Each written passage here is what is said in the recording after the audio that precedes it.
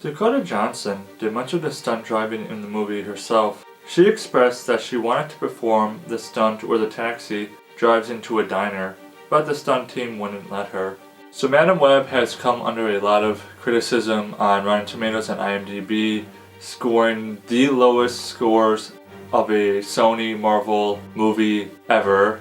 It's currently sitting at 14% on Rotten Tomatoes, and it's got an audience score of 57%. I don't really go by the critic scores. I make my own judgments and my own discernments, but that does not spell good news at all for Madam Web. And I just want to tell you all my feelings surrounding this movie. There were things in the movie I liked. There are a lot of things I didn't like, but I always want to tell you the positives first. First thing I liked about this movie is I actually enjoyed Dakota Johnson's performance of Cassie Webb. I think she did a good job of just embracing the character and just who she's meant to be and the interactions between her and the three girls she's supposed to protect.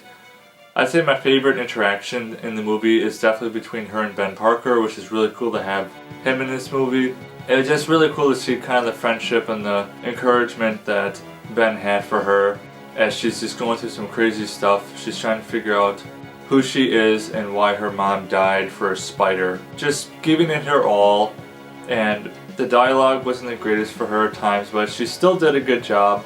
I thought the villain in this movie was okay. Ezekiel Sims was actually quite an interesting character.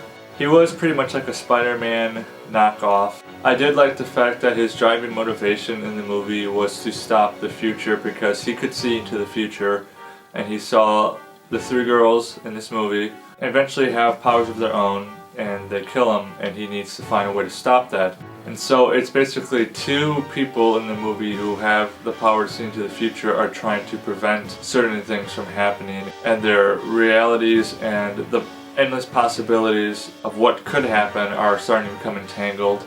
I did enjoy all the Spider-Man references. I counted at least 5 references in the movie. I was a little salty that they changed the "with great power comes great responsibility" line in the movie. It was just changed slightly, but they still made that reference, so I was happy with that.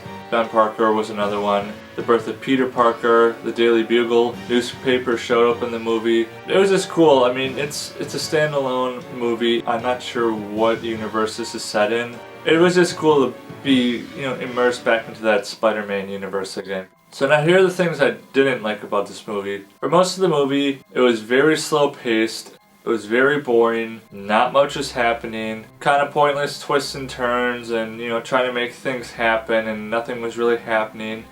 There was bad dialogue. That was one of the biggest concerns people had about this movie, was the dialogue was terrible. At times it definitely was.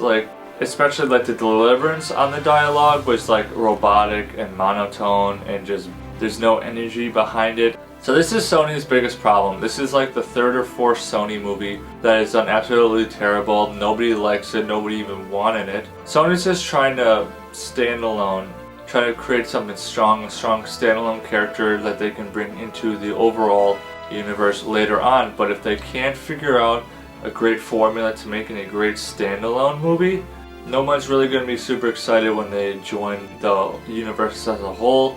There was a rumor early on that Andrew Garfield's Spider-Man was going to show up in some capacity, but they cut that. If you're going to have a character from the Spider-Verse in the movie, especially someone who played an integral part in helping out Spider-Man in the comics, I think it would make sense for you to have at least one of the Spider-Men show up in the movie in a post-credit scene, maybe one of her future visions, something like that.